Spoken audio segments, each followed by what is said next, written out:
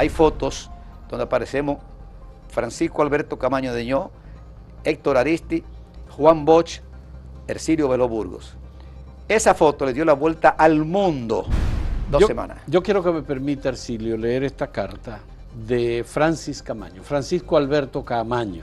Cuando recibí esa carta yo lloré. ¿Tú lloraste cuando recibiste esa carta?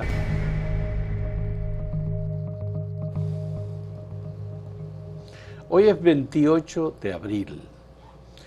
El 28 de abril de 1965 se produjo oficialmente la intervención militar de los Estados Unidos en República Dominicana con el supuesto de que venían a salvar vidas de ciudadanos norteamericanos que estaban supuestamente en peligro. Esa intervención comenzó con unos 400, 500 hombres, que luego subió a 5.000, luego subió a 10.000 y al final terminó siendo una intervención militar de 42.000 marines norteamericanos y soldados de diferentes áreas, acompañados por soldados de la llamada Fuerza Interamericana de Paz, que se usó como una mascarada de la Organización de Estados Americanos, OEA, comandada por fuerzas militares brasileñas. Los que enfrentaron y los que agredieron la soberanía de República Dominicana fueron los norteamericanos, que se fueron totalmente de un lado, aunque ellos vinieron a mediar entre las dos partes en conflicto.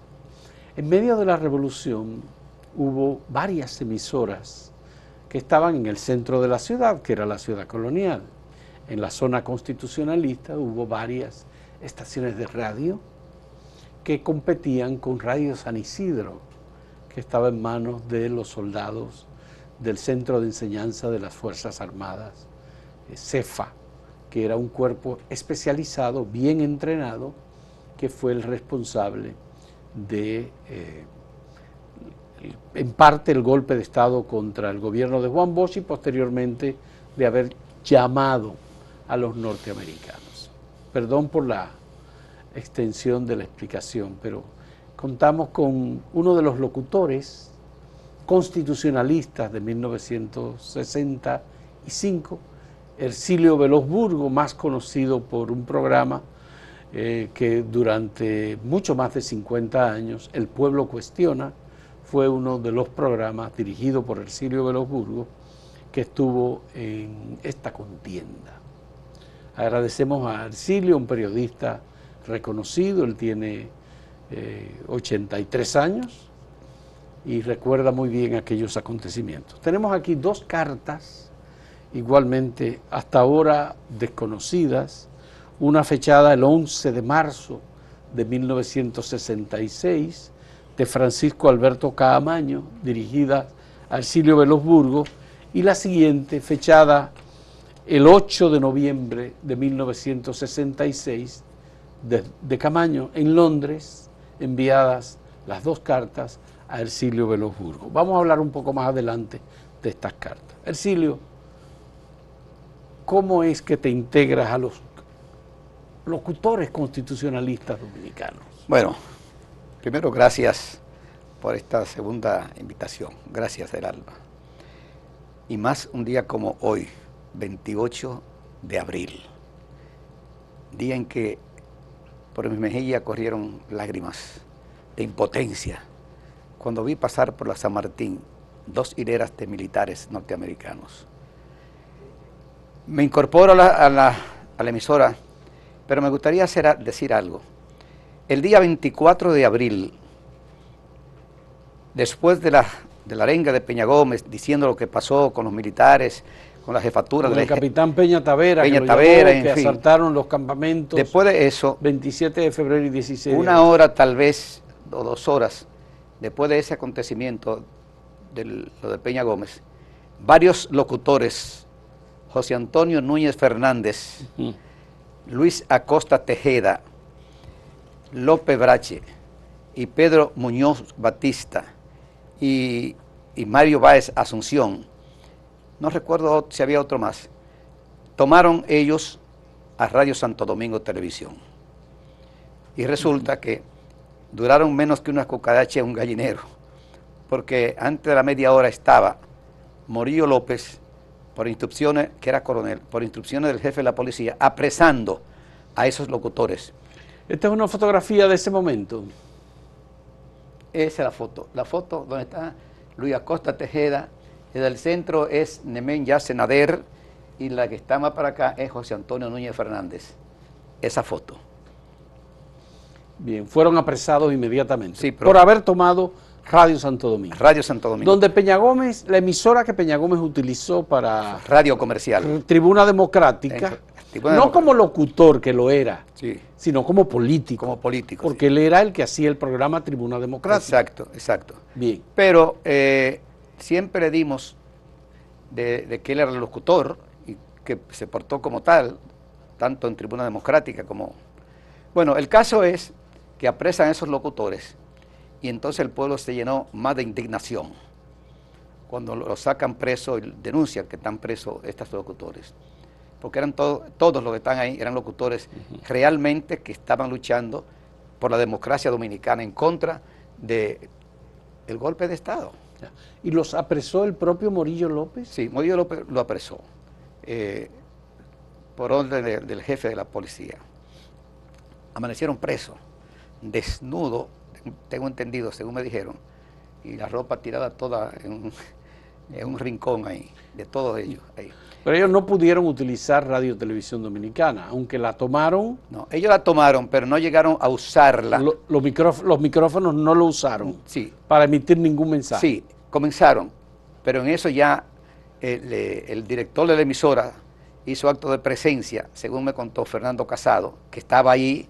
Fernando Casado estaba ahí como locutor, y no creo que ellos llegaron a hablar mucho, pero ellos hicieron algún llamado. El caso es que lo meten preso, lo llevan a la policía, lo meten en una solitaria, desnudo, según me dijo Luis Acosta Tejeda, desnudo, y eso indignó tanto a la población. En la noche, como todo el mundo sabe, digo, los que vivimos esa época, renuncia el triunviro, Donald Rick Cabral. Bueno, el único que quedaba, porque ya estaba solo prácticamente. Ya. Renuncia, después de haber emplazado a la ciudadanía y a los militares, en fin, que desistieran de su deseo de... Bueno, el 25 en la mañana ya la ciudad está en manos de los constitucionalistas, de los militares constitucionalistas y del pueblo que se fue a la azotea con palo, piedra, armas en la azotea. Yo salí de mi casa y me voy a Transportación junto con un amigo, Gustavo Bisonomera, a buscar armas, cosa de juventud, a buscar armas. Ahí nos dieron 2 fusiles, a cada uno. Y eso salió que yo voy a Radio Santo Domingo Televisión, porque ahí era que yo tenía que estar, ese era mi... Pero los militares constitucionalistas habían decidido entregar las armas al pueblo. Claro que sí, entregar armas al pueblo. Ustedes fueron atendiendo a ese llamado. A ese llamado. Y le entregaron armas a ustedes. Me entregaron un fusil más largo que yo, más alto que yo, y varios proyectiles y varias cosas. Sí. Y cogí con eso para Radio Santo Domingo Televisión, que ya estaba en poder de la fuerza constitucionalista. Bueno, esa noche realmente para mí fue el inicio. Cuando llego con un fusil, me dice Pedro Pérez Vargas. Pedro Pérez Vargas. Sí, me dice, Ercilio, ese fusil, digo, me lo prestó un amigo. Y voy y lo llevo donde otro amigo que estaba en la San Martín 41, Luis Lora Medrano, y lo guardo ahí, el fusil. Y vengo otra vez al grupo de locutores. Comenzaba un noticiero en ese momento, y Pérez Vargas me dice, Ercilio, comienza el noticiero, entra seguido. O sea, a leer noticias. A leer noticias. Yo fui seguido a leer noticias. Leímos noticias, Radamés Grullón y yo, como hasta las 9 de la noche. ¿Y había tanta información? Sí. ¿O ustedes la tomaban de los periódicos? No. El departamento de prensa nos mandaba... Le mandaba notas. Sí, nos mandaba notas. El caso es que ya a las 9 tuvimos que salir, porque eran tanto el tableteo de ametralladoras que tuvimos que salir, y los vidrios rotos y toda esa cosa. Franklin Domínguez, que está vivo, Sí. Era quien estaba dirigiendo en ese momento la emisora. La emisora Franklin Domínguez. Después, fue el director de comunicación del gobierno. Del gobierno de Camaño. De Camaño, sí. sí. Pero ya él había tomado... Ahí está una fotografía de Franklin Domínguez. Porque resulta que llamaron Sí. a que todos los funcionarios del gobierno de Bosch se reintegraran a sus cargos. Él era ministro de Cultura de Bosch y él fue el primero que llegó a la emisora y cogió seguido el departamento de prensa. Entonces nos pasaba notas a nosotros, a Radamés Grullón y a mí, y la damos. Eso duró hasta el 26 en la noche, todo eso en la noche, cuando empezaron a salir los decretos de Molina Ureña. De Rafael Molina Ureña como presidente provincial. Pero el tableteo de la ametralladora era tan grande que uno ni se escuchaba. El caso es que yo estaba nervioso, no lo niego. No sabía en qué momento me iba a caer una bala, un cristal, una cosa de esa. Y cuando termino de leer todo el decreto, y firma Rafael Molina Morillo. O sea... ¿Rafael Molina Morillo o Rafael Molina Ureña? Por Dios, por decir Rafael Molina Ureña, Ajá. dije Rafael Molina Morillo. Ah, ya. O sea, que era el que se conocía, ¿tú me entiendes? Que sí, se conocía. el periodista y diplomático. Y diplomático, también. y diplomático. Claro. Te cuento esta anécdota porque después uno se ríe, pero en ese momento, cuando tú no sabías, porque no, Radamés Grullón y yo que estábamos ahí leyendo la noticia, casi no nos escuchábamos de los tableteos, las ametralladoras. Ya. Bueno, amanece el 26 y dos técnicos de Radio Televisión Dominicana, nos tumban la torre que estaba en la María Montés, quedamos sin energía eléctrica, sin emisora. En la San Martín 41 vivía Luis Lora Medrano y en el garaje de Luis Lora Medrano, atrás había un sanitario. Pedrito Torres, que era el técnico que tenía la emisora, estaba de parte nuestra, o sea, de los constitucionalistas. Me dijo, no se apuren, y nos instaló un pequeñito transmisor sobre el sanitario de Luis Lora Medrano, del garaje de Luis Lora Medrano. Y ahí pasamos 26 en la noche, 27 todo el día, 28 cuando empezaron a pasar los norteamericanos, empezaron a pasar por ahí. Yo lloré de impotencia ver dos filas de militares extranjeros pisoteando la patria nuestra. El caso fue que ahí duramos hasta el día 4, día 5, puede ser el día 5. De mayo. Sí, de mayo. Ya Camaño había sido nombrado por el Congreso presidente de la República. Y ya tenían a la emisora HIZ como la emisora del gobierno de Camaño. Bueno, nosotros lo que hicimos fue bajar. HIZ que estaba en la calle El Conde. Calle El Conde, en el edificio Copelo. Edificio Copelo. Nosotros nos integramos inmediatamente. Al día siguiente, pues ya me dieron un horario seguido. Luis Armando Asunción, que era el director de la emisora. Luis Armando Asunción era el director de la emisora. Y Mario Báez era el subdirector. Y Luis Acosta Tejeda era el jefe de los locutores. Era una cosa hecha a la carrera. Y así terminó. El caso es que partieron los horarios seguidos allí. A mí me dieron, yo dormí en el Copelo. Yo dormí en el edificio Copelo. Sí, en un colchón ahí. Estaban los artistas, estaban los actores, estaban, en fin, todos los periodistas estaban ahí. Periodistas, estaban intelectuales, los pintores, los locutores, todos hasta estaban. Silvano Lora estaba por ahí también. Silvano Lora, sí. Bueno, el grupo sí, que tenía que ver con la comunicación. El caso es que mi horario que me puso Franklin Domínguez fue de 10 a 12 de la noche y de 6 a 8 de la mañana. Es decir, a mí me tocó la honra, por decirlo así, de iniciar, de poner por primera vez en el aire el himno nacional, el himno constitucionalista y un día más dominicano, que lo escribió Franklin Domínguez y lo escribió y lo grabó Luis Acosta Tejeda. Ya, esa consigna que se oía tanto en las emisoras constitucionalistas, ni un día más dominicano. Sí, no. ¿Qué significaba? No, un día más dominicano. Un día más, resistiendo. Resistiendo, ¿no? Y lo decía todo. Un día más dominicano, y hablaba de la intervención, y hablaba de los falsos héroes, de los de aquí, de los que estaban metidos ya en el otro bando. El caso era que la honra mía fue abrir emisora con el himno nacional, poner la marcha constitucionalista y luego un día más dominicano. Ya. Eso fue desde que comenzamos hasta que terminamos el día 3 de septiembre. El himno de la revolución lo escribió Aníbal de Peña. Aníbal de Peña. ¿Cómo fue que se dio ese proceso en medio de la conflagración, ¿Sabe que de los enfrentamientos? honestamente yo no sé cómo lo escribió, dónde lo escribió, quién lo grabó, dónde lo grabaron? Tengo entendido que los bomberos tocaron la sirena. Por eso hablan en el himno de la revolución, la sirena de la libertad, algo así. Pero yo no sé, cuando yo llegué... Pero hay una fotografía de Aníbal de Peña Sí, con Camaño sí, y con otros, hay locutores también. sí. Puede ser, pero yo no estaba en ese grupo. Digo, yo no estaba en eso. Mírala ahí, esta fotografía, ahí está Camaño, está Héctor Aristi, y sentado, el que está sentado a la izquierda Es Aníbal de es Peña, Aníbal de que le Peña, está cantando a Camaño el himno de la revolución. que le está cantando a Camaño. El himno de la Y le revolución. está mostrando ahí en esa fotografía el texto del himno.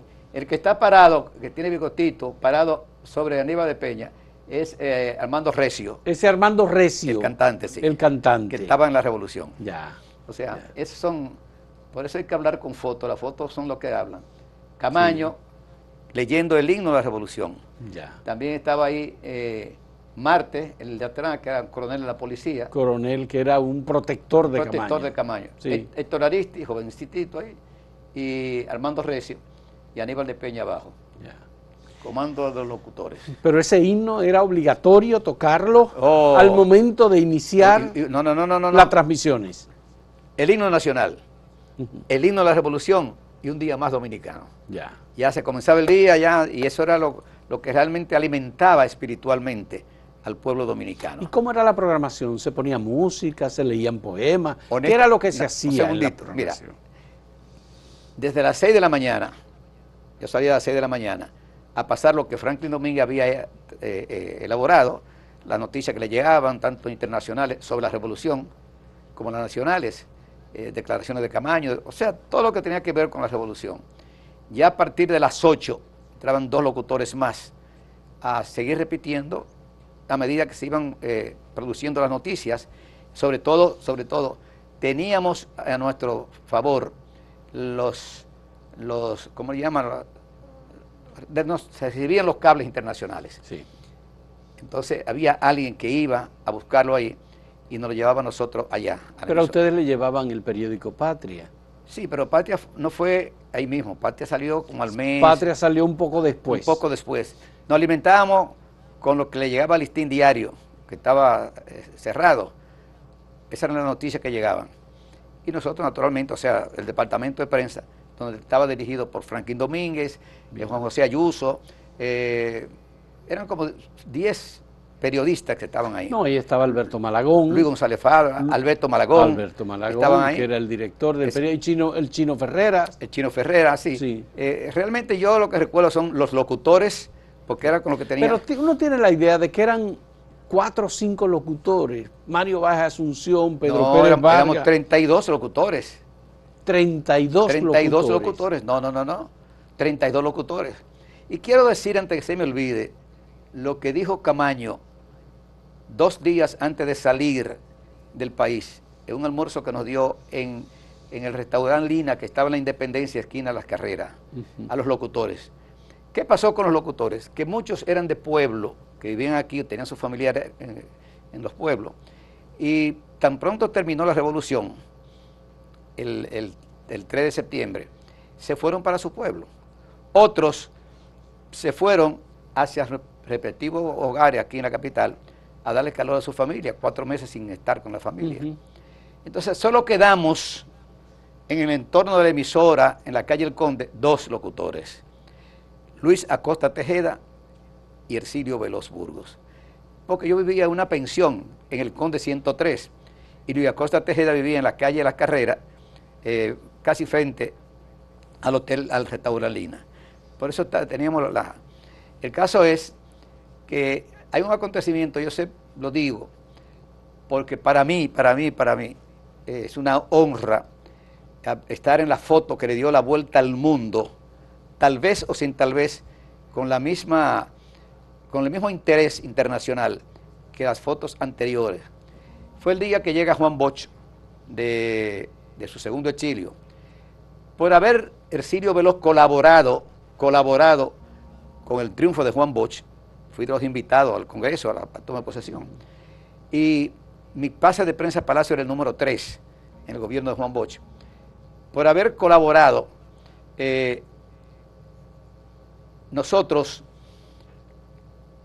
quiero ser con la fecha, el día 25 de septiembre de 1965, llega Juan Bosch de su segundo exilio. Se produce una de las más grandes manifestaciones, porque se decidió que fuera en el George Washington, en el ¿cómo se llama? El obelisco Hembra. Locutores que estábamos ahí: Luis Acosta Tejeda y Hercilio Veloz Burgos. Solamente. Los otros no fueron, porque ni estaban en los predios del Conde, ni si no, muchos se habían ido, pero estábamos nosotros dos ahí. Por eso hay fotos donde aparecemos Francisco Alberto Camaño Deñó, Héctor Aristi, Juan Bosch, Hercilio Veloz Burgos. Lamentable que no traje esa foto. Te la voy a llegar un día para tus archivos. Es decir, esa foto le dio la vuelta al mundo. La vuelta al mundo, porque por primera vez se reunían, se abrazaban Juan Bosch y Camaño. Sucedió algo, que nos cortaron la energía eléctrica. De esas cosas que pasan. Los enemigos de la revolución nos cortaron la energía eléctrica. El encuentro de Bosch y Camaño era a las 10 de la mañana. Bosch llega a las 10:30. Ya empezaron a decir que era que Bosch tenía celo con Camaño. Eso disparate que la gente habla. No era eso, no. Bosch vivía en la Polvorín, en la casa de su hermana, la madre de Milagro Ortiz Bosch. Y parece que se dilató un poco, llegó a las 10:30. Pero cuando llega Juan Bosch, la tribuna no le cabía más. Esa es la fotografía. Esa es la foto. Ahí está Bosch y Camaño. Camaño, no, pero hay una que yo estoy también. Hay una en que tú, se ve tu imagen. Sí. Sí. Bien. Vamos a hacer una pausa, Hercilio. Yo tengo algunas preguntas que quiero hacerte sobre los locutores, y quiénes eran y qué papel jugaron. Okay. Pero antes vamos a hacer una pausa y retornamos en un momento. Okay. ¿De acuerdo? Okay. Volvemos en un momento.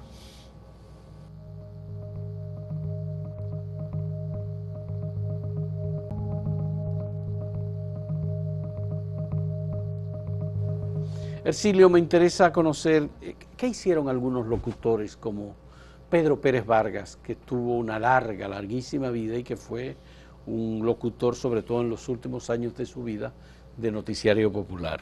Jesús Torres Tejeda. Perdón. Sí. Jesús Torres Tejeda. Sí. Mario Báez Asunción. Sí.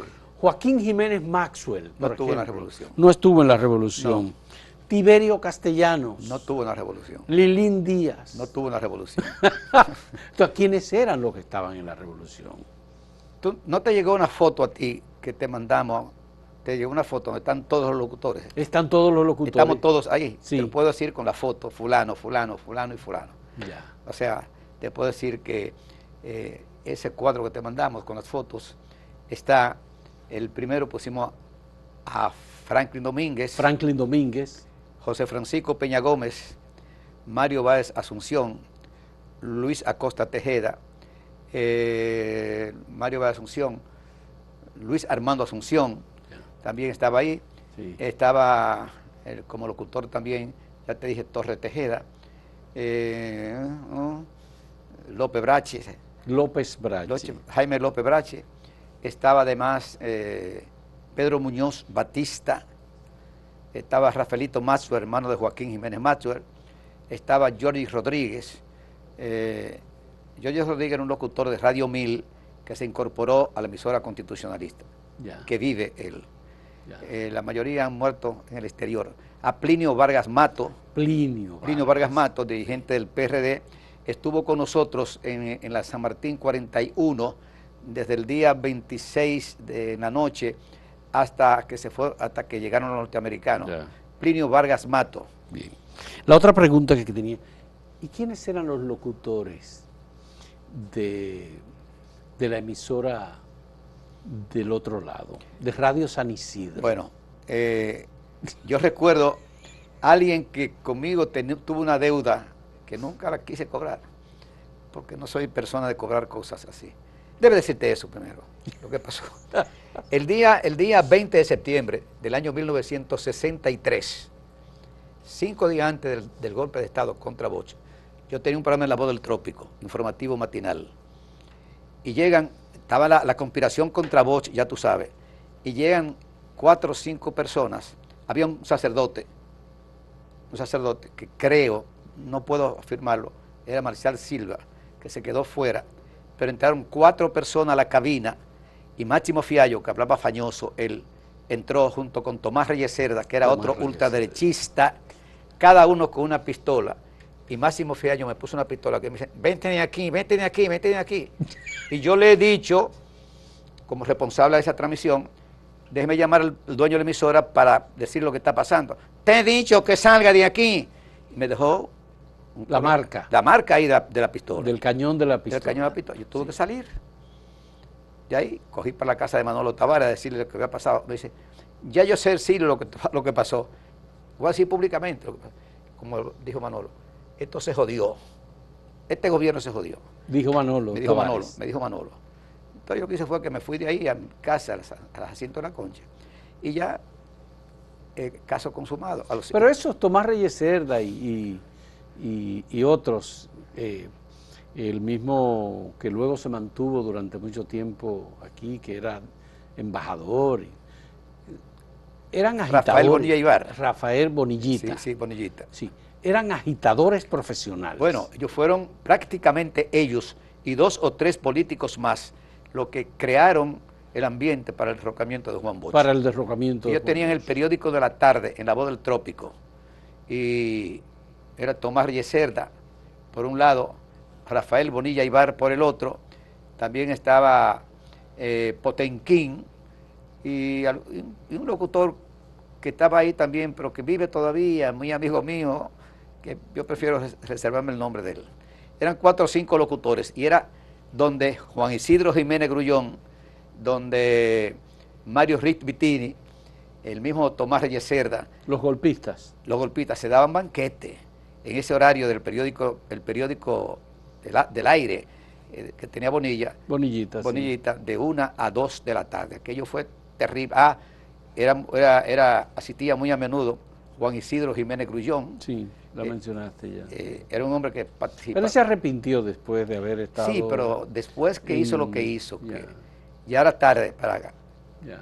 Mira, este Manolo Tavares Justo, ahí está Juan Miguel Román detrás de Manolo. Ah, bueno, esta foto fue la última foto en público de Manolo Tavares Justo. Esto fue el 20 de junio de 1963 en la calle Espaillá. Mírame a mí aquí a la izquierda de él, a la derecha de él ahí, dando una charla a él sobre la situación política que estaba viviendo el país con la conspiración que tenían los cívicos fundamentalmente. ¿El de la derecha eres tú? Sí, el de la camisa de raya. El de la camisa de raya. De raya. Yo era el secretario de prensa y propaganda de la agrupación 20 de octubre y tenía que presentar al invitado. Y entonces el otro ahí está Otto Morales también. Otto Morales, está Otto Morales, y está Gustavo Bisonó, que tiene la mano cruzada, de que está pegado ahí. Gustavo Bisonó Mera. Ya. Lo mataron en un accidente, supuestamente un accidente de un carro. Ya. Supuestamente. Otto Morales está ahí, Manolo está dando la charla, y Ercilio Yo dije que era Juan Miguel Román, pero ese es Otto Morales. Ese Otto Morales. Ese Otto Morales. Sí, Otto Morales. Sí. Que eran todos, la juventud, para que tú tengas una idea, en ese momento era el 14 de junio, Partido Revolucionario Dominicano, 14 de junio, y agrupación 20 de octubre. Estaba el Social Cristiano también, pero tú sabes que el Social Cristiano no era un partido de meterse en... ¿Quién dirigía la agrupación 20 de octubre?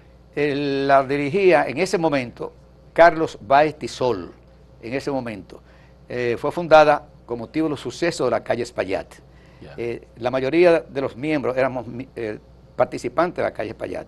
Los que fuimos heridos y fuimos presos en la calle Espaillat. ¿Tú fuiste herido en la calle Espaillat? Fui herido y fui entre los 57 heridos y detenidos. El presidente provisional de la República era Joaquín Balaguer. ¿Cuándo? Cuando los sucesos de la calle los sucesos Payá. de la calle Payá, sí, Claro, claro que sí. claro. Por eso, que te voy a decir lo que me pasó con él. Por eso aquel discurso de él, felicitando a las Fuerzas Armadas y la Policía Nacional.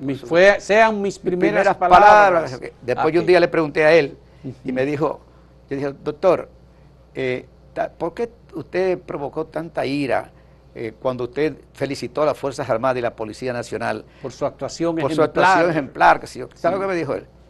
Ercilio, si las Fuerzas Armadas hubiesen actuado respondiendo al mandato de Ramfi, los muertos iban a ser 300 o 500. Parece que Ramfi dio una orden, parece, según me dijo Balaguer. Por eso los muertos fueron 2 y los heridos como 57. O sea que... Aunque se dijo que había más muertos, que hubo más muertos. Sí, pero... En los sucesos de la calle Payá. Yo te puedo decir lo que yo sé. Tú estabas ahí. Yo estaba ahí. Yo estaba en la tercera planta. Es más, mira, nosotros no nos organizamos para pelear con la policía, sino con Balá, que había amenazado ir y destruir, sofocar esa protesta, que venía desde el 12 o el 14 de octubre, cuando se destrujillizó la universidad, que se sacó el profesor Machado, se canceló a Balaguer, que tenía una cátedra allá, y a todos los profesores trujillistas. Eso comenzó en la universidad. Y es el día 12 o 13 o 15, no recuerdo exactamente, cuando llegan a Ciudad Nueva y le tiran alambrada los jóvenes estudiantes. Ahí estaba Rafaelito Alburquerque. Rafael Alburquerque. Rafael Alburquerque, sí. Tengo entendido que sí. Estaban los hermanos Isa Conde, no sé. Y luego le dieron unos palos muy fuertes a Rafael Alburquerque también. Sí. Me dicen que él actuó con mucha valentía. Sí, pero ya eso fue en la universidad. Sí, claro. La universidad. Claro. Yo no estuve ahí. En los sucesos de la calle Payá, por primera vez se utilizaron altoparlantes en República Dominicana. Sí. Y en la capital, en una manifestación política. Sí, pero hay algo que tengo que decir. Nosotros no estábamos ahí para pelear con la policía. Era para que Balá y sus baleros no fueran a protestar y a derribar la alambrada que habían instalado los estudiantes universitarios. Por eso fuimos a entrar a Balá como le habíamos entrado en otras ocasiones a Balá. Pero Balá era una provocación porque Balá era un individuo repulsivo y represivo. No solo eso. El día 7 de julio, me gusta hablar con fecha, el día 7 de julio de 61, estábamos escuchando a Ángel Miolán y a Ramón A. Castillo en el balcón del PRD, que estaba en el Conde 13, en el Conde, sí, frente al Parque Independencia, y llega la información de que Balá iba a enfrentar, a destruir el PRD. El local del PRD. El local del PRD. Pero también llega el rumor de que iban a quemar Radio Caribe. Entonces, yo dije, bueno, como yo conozco el área de Balá, yo me voy con el grupo que va para la parte alta, no a quemar Radio Caribe. Cuando llegamos a la calle Caracas, Balá tenía una ebanistería. Tan pronto llegamos, había unos cohetes, una cosa, empezamos a besarle, Balá, criminal, asesino, no sé yo qué, porque fue el jefe de los paleros que cuando mataron a Trujillo salieron a buscar a todos los que eran antitrujillistas. Por eso le llamaban el palero de Balá.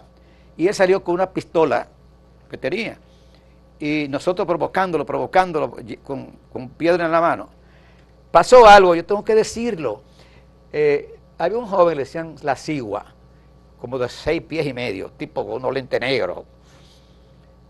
Que era parte del grupo de Balá. No, del grupo nuestro, del grupo nuestro. Va con una piedra en la mano, mira. Ajá. Sí, eso fue en la calle Payasí. ¿Y entonces? Entonces, se sale del grupo nuestro, que éramos como 10 o 15 jóvenes. La Cigua. Sí, La Cigua coge una piedra y se sale del grupo nuestro y empieza a caminar como quien no quiere la cosa. Y estando como, yo creo que eran como 10 metros, de 5 a 10 metros, le dio una pedra a Balá en la boca, que cayó así. Y todos salimos yendo, porque lo mató, decimos, lo mató. Yo no me veía esto. Salimos todos, todavía era la José Trujillo Valdés. La Duarte era la José Trujillo Valdés. Sí. Al día siguiente, salimos del Caribe o en la Nación, no sé, jóvenes delincuentes agreden al patriota Balá. El patriota Balá. pero Balá estaba ya en el hospital, Sí. porque le tumbamos todos, la cigua le tumbó todos los dientes. Eso sí, eso fue antes de los sucesos de la calle Míralo Calle. ahí, Balá. Ah, míralo ahí, Sí. míralo ahí. Repartiendo víveres a los pobres. Sí. Sí. Y eso era de día, pero de noche salía con grupos de Por orden paleros. de la oficina de Ramfis, Sí, en oye, la base aérea de San pero de Isidro. noche salía con grupos de paleros y donde quiera que había un antitrujillista o familiares, o si no, Lo acosaban y lo agredían. a palo limpio, el que andaba con pistola era él, los otros andaban con palos, y llegaron hasta derribar puertas. Me consta uno en la calle Ravelo que derribaron una puerta porque había un tipo ahí muy antitrujillista. O sea, todas esas cosas, para contarlo había que coger 2 días, porque fueron meses de lucha, de protesta y todo. Yo quiero que tú me recuerdes las palabras de Francis Camaño cuando se despidió del grupo de los locutores. Ah, sí, bueno, mira. Se reunió con ustedes, los reconoció. Él nos invitó a todos, pero del grupo fuimos 8, porque la mayoría se fue al interior, otros se quedaron en la parte alta. Franklin Domínguez dijo, bueno, hay que ir. Era un almuerzo especial. ¿Qué le hizo? Que él hizo a los locutores. ¿Dónde fue el almuerzo? En el Lina, que ¿En estaba el Hotel en la Lina? Independencia, esquina Las Carreras, me parece. Sí. Después que todos almorzamos, él hizo uso de la palabra, Luis Acosta Tejeda habló por los locutores y Camaño dijo lo siguiente. Yo siempre lo repito porque, oye, quiero agradecerle a ustedes, queridos amigos locutores, compañeros locutores, que estoy altamente agradecido. No, la patria está agradecida de ustedes y yo en nombre de la patria le digo al país, estaba la prensa ahí, que si no hubiese sido por la emisora constitucionalista y los locutores constitucionalistas, la revolución iba a durar 2 semanas. Y yo creo que tenía razón, tuvo razón. Era luchando contra 5 emisoras que estábamos nosotros. Radio San Isidro, Mi Radio, la emisora oficial, o sea que ya estaba en poder del gobierno de reconstrucción, La Voz de los Estados Unidos y La Voz de América, o La Voz de la OEA, una de las dos. 5 emisoras contra una emisora. O sea, era una lucha desigual, sin embargo, todo el que venía del exterior, dignatario o periodista, iba al copelo. Ya. Eso era, ya Camaño tenía la decisión de que se iba, porque se negoció con Héctor García Godoy, que él se iba como agregado militar a Londres. Militar, sí. Bien. Ya ¿Qué les dijo él a ustedes? Él habló mucho de que habló de que él volvía, que él lo hacía como para ayudar a la pacificación, es más, habló de sacrificio, que era un sacrificio para él tener que salir del país en estos momentos, pero como que quería demostrar de su buena fe y que se iba del país. Pero nos dirigió a nosotros esas palabras. Esas palabras, sí. De que si no hubiese sido por la emisora constitucionalista y los locutores, la revolución iba a durar 2 semanas. Yo quiero que me permita, Arcilio, leer esta carta del 11 de marzo de 1966 de Francis Camaño, Francisco Alberto Camaño. Señor Ercilio Veloz Burgo, calle del Conde, número 109 Alto, Santo Domingo, República Dominicana. Estimado amigo, recibí tu carta del 4 de marzo y procedo a contestarla. Este es el momento de muchos dominicanos, lo sé, lo comprendo, y aunque no esté en esa, también lo vivo, quizá más intensamente que muchos de ustedes. Es indiscutible que muchos de nosotros estamos desesperados, que la situación se va haciendo cada vez más difícil, pero son los hombres luchadores y conocedores del problema dominicano los que tienen que dar la cara para dirigir al pueblo. Si no existiesen las razones que existen, yo no hubiera salido de Santo Domingo. Te puedo asegurar, amigo, que antes de lo que tú te imaginas, estaré de nuevo con ustedes, pero no podemos olvidar que estamos jugando las cartas más importantes y que lo que podemos perder es la patria.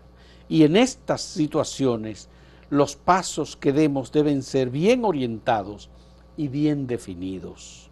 Si yo no hubiese salido de Santo Domingo, hubiésemos vuelto a la guerra que todos conocimos, la guerra patria, pero la experiencia de los que han dirigido al pueblo y la responsabilidad que cargamos sobre nuestros hombros nos obliga a tomar determinaciones que pueden ser que no sean del agrado de los demás.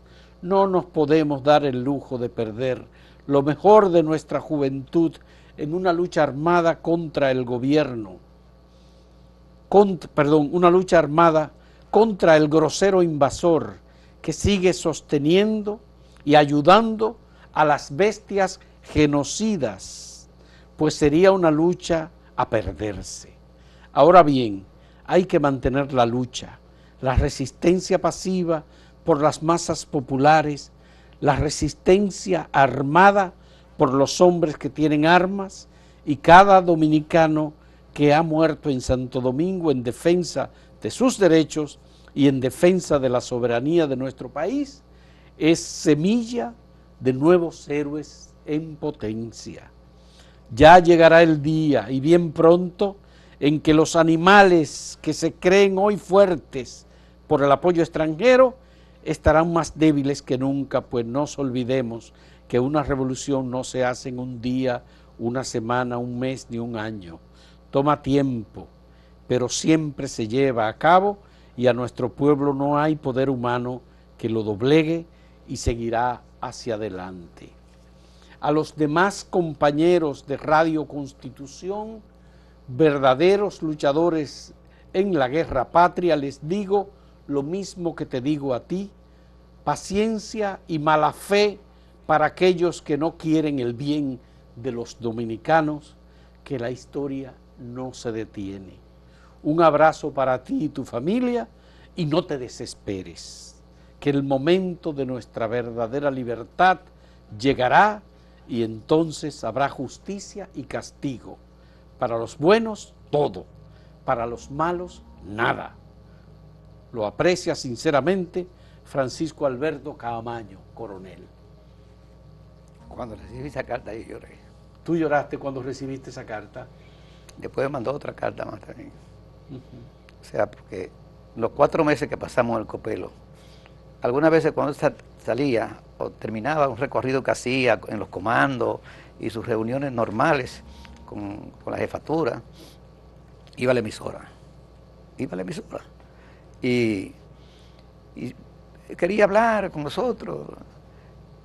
Pero voy a contar algo que un día sí medio me empantaloné, porque él había olvidado una orden, un memorando que él había firmado él. Supuestamente, bueno, como dijo él, en el restaurante, no sé, que estaba frente al Parque Independencia, en el Hotel Presidente, frente al Parque Independencia, en uno de sus patrullajes que hacía él por ahí, supuestamente había gente de la gente nuestra, que desnudo, bailando allí, y que él se indignó y salió de ahí rápidamente y fue para la emisora.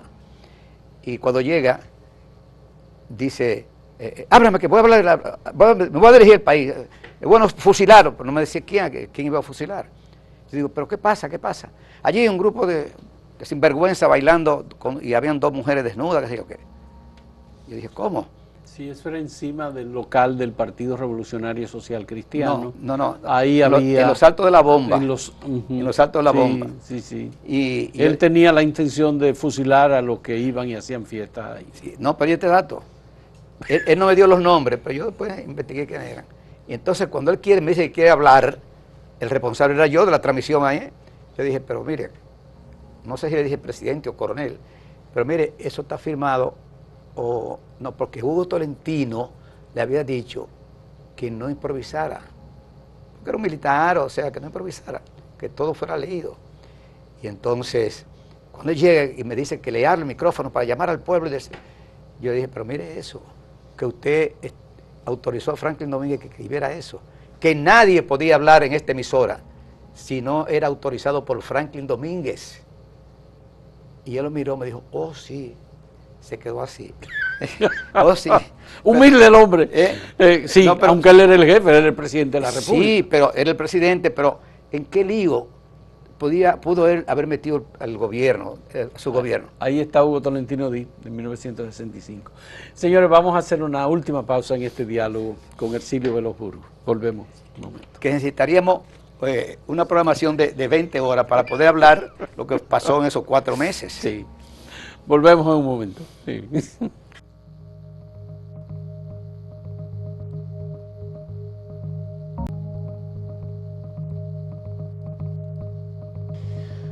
Hercilio, en el mismo año 1966, esta fue la primera carta que acabamos de leer, fue el 11 de marzo.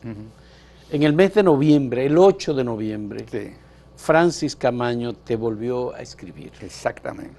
En noviembre del 66. Exactamente. Y yo voy a leer esta otra carta Claro. que él te envió, porque son documentos no conocidos hasta ahora. Histórico. Embajada de la República Dominicana, Oficina del Agregado Militar, Londres, 8 de noviembre de 1966. Señor Hercilio Veloz Burgos, Santo Domingo, República Dominicana. Estimado amigo, espero que al recibo de esta te encuentres bien en unión de familiares. Mucho me alegro que estés trabajando y a la vez produciendo con qué desenvolverte económicamente. Siempre trato de enterarme cómo se desenvuelven los hombres que lucharon y defendieron, unos con las armas y otros con su expresión de dominicano auténtico, los intereses de nuestra nación. No debemos olvidar que en aquel entonces, en los días de nuestra gloriosa revolución constitucionalista, aprendimos a conocer no solo de lo que era capaz un pueblo deseoso de libertad, sino cuál era la motivación de su lucha precisamente. No creo que ese pueblo batallador haya alcanzado las mejoras económicas sociales que costó la vida a tantos valientes. Al contrario, hoy hay más hambre, más crímenes y más desgracias que en ningún otro momento de nuestra historia. Sin embargo, la misma historia demuestra que en todo su largo proceso, que el avance de la sociedad no se detiene, nuestro pueblo sufre miserablemente, nuestro pueblo también se libertará. Me gustaría oír tus opiniones sobre la situación general en nuestro país. Recuerdo cuando te escribí anteriormente, estabas desesperado también. Te recuerdo que docenas de miles de dominicanos están como estabas tú en aquel momento.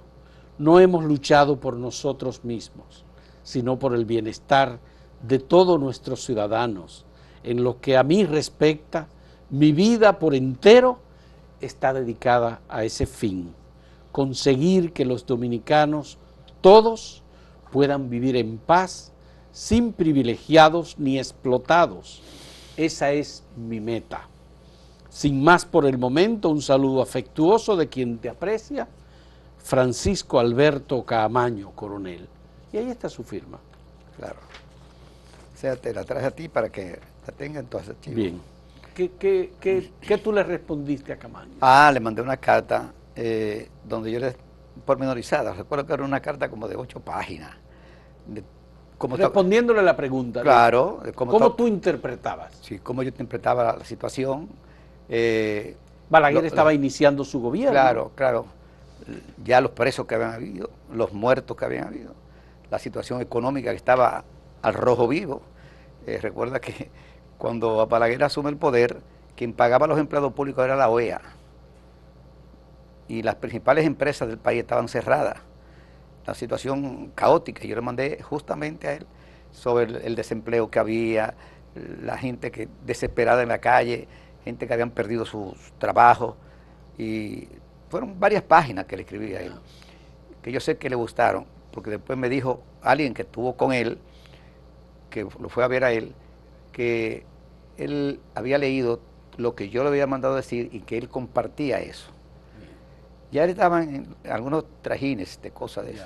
Quiero saber, en 1966, cuando tomó posesión en julio, Joaquín Balaguer dio un discurso muy agresivo, un discurso en donde plantó el tema de la austeridad, Claro. en donde dijo que no iba a permitir desórdenes, Ni sindicatos. ni nada de eso, y que por tanto a la oposición tenía que saber, ajustarse a la legalidad. Sí. ¿Qué pasó con los locutores y las emisoras de radio de 1966 en adelante? Mira, te puedo decir claramente que muchos locutores, porque las emisoras estaban prácticamente en el suelo, como se diría, con poca publicidad, con una empleomanía. Yo tuve la visión de mi programa de radio, que lo saqué, El Panorama, lo saqué en radio comercial y me defendía muy bien con los anuncios que tenía buen patrocinio. Yo duré varios años en radio, unos 20 años en radio, pero ya cuando estaba en la revolución, cuando salí de la revolución, Mario Báez Asunción quiso que yo me fuera con él a Radio Cristal, por lo que habíamos adquirido durante la revolución, o sea, la voz conocida ya de la revolución, y yo me fui con él a Cristal, con mi espacio, El Panorama. Después, no solamente en Cristal, lo pasaba en Cristal y en comercial, para que aumentara más la publicidad. Es decir, no tengo quejas porque ya a los 6 o 7 meses ya tenía un carro y estaba comprando una casa. O sea, en el caso mío, a mí no me fue mal, pero los locutores pasaron hambre. Ya. Pero tú fuiste cercano a Balaguer, tú fuiste funcionario con el doctor Joaquín Balaguer a partir de 1966. Sí, yo fui el primer relacionista. ¿Muy amigo de doña Emma o de, no. o de, no, de la otra hermana de Balaguer? No, de que ¿Qué fue tu maestra? No, Tata Bautista fue Tata Bautista, sí, de Suárez. De Suárez, sí. Sí. Ella fue la que fue de parte de Balaguer a ofrecerme que yo quería. Y yo le dije, bueno, cualquier cosa. O sea, y me dijo, salía para la casa de Balaguer, y fue cuando yo, lo que te dije hace un momento, que Balaguer le dijo a Luis Suárez que me nombrara director de Relaciones Públicas del complejo de Corde, que eran de Corde 35, y 7 que no eran totalmente de Corde. 35 empresas. 35 empresas. Yo tenía 4 secretarias cuando llego allí. O sea, eso hizo que, en el caso nuestro específicamente, pero había algo ahí. Como yo venía de la revolución y había un montón de gente que no estuvieron en la revolución, no contra la revolución, hicieron varias manifestaciones de protesta, como comunista, que me fuera comunista. Tú eras comunista porque estuviste en la revolución. En la revolución. Pero ellos no sabían que Balaguer me había nombrado. O sea que el caso es que ya me vi, digo, no, yo voy a renunciar. Renuncié del cargo, me fui a dedicarme a mi programa, El Panorama. De ahí salté al Pueblo Cuestiona. O sea que en el caso mío, yo no puedo decirte que tuve problemas económicos, porque me pude defender, a diferencia de otros locutores que no tenían la visión de crear su propio medio. Sí. Ellos eran personas, si cabe el término alquilado, empleados de distintas emisoras, y la emisora no estaba en capacidad de dar mucho, de tener un gran personaje. Además de que la radio en ese momento era el gran medio de comunicación. El gran medio de comunicación. El país entero se enteraba por la radio. Claro. Los episodios de Felipa y Macario y todo aquello eran por radio. Todo era por radio. Se difundía. La radio era el medio de más alcance que había en ese momento. Hoy es la internet, hoy son las plantas de televisión y todo. Pero realmente, y los locutores y productores de programas de radio eran personalidades. Sí, había que tener, para tú acercarte a un empresario, buscar una publicidad. Yo tuve la suerte de que varias empresas donde el Estado no era mayoritario, pero que Corde tenía parte ahí, pues patrocinaron mi programa. O sea, ¿cuánto se cobraba de publicidad por un anuncio en una emisora, por ejemplo, en tu programa? 50 pesos. En el mejor de los casos, 100 pesos. 100 pesos. Pero eso era una fortuna, era mucho dinero. Era una fortuna. Eran 25, 50, 100 pesos. Pero se pagaba 75 pesos por una emisora. Por un programa en la emisora. Diario. De 1 hora. Ya. Lo que se pagaba. Pero tú pagabas, entonces pagaba mensual. Mensual. 75 pesos. Primero comencé 50, después 75. Sí. Pero el Reintel fue mejor todavía. Cuando a mí se me ocurre la idea de crear el Pueblo Cuestiona, yo cojo donde Pedro Pablo Bonilla, que era el dueño de Reintel, pero que Corde tenía acciones ahí también. Y voy allá a ver, y digo, Pepe, yo quiero un espacio en televisión. Eso fue el 25 de noviembre del año 1969. Porque vi un programa de Vincho con Amengual y dije, pues yo puedo hacer un programa igual que Amengual. Sí. El caso es que voy donde Pepe, Sea usted el jurado. sea usted el jurado. Sí. El caso es que voy donde Pepe Bonilla y me dice, sí, hombre, cómo no, Ercilio, cómo no. ¿Qué día tú quieres? Digo, no, un día que no esté muy ocupado el canal. Y me dijo, tengo el sábado vacío. Y digo, ¿qué hora? A las 7. Digo, dámelo a esa hora. O sea, ya yo tenía el espacio. Entonces salí, conseguí 2 o 3 anuncios para salir con el programa. Eso hizo que el programa, y yo quisiera que tú me permitieras 2 segundos.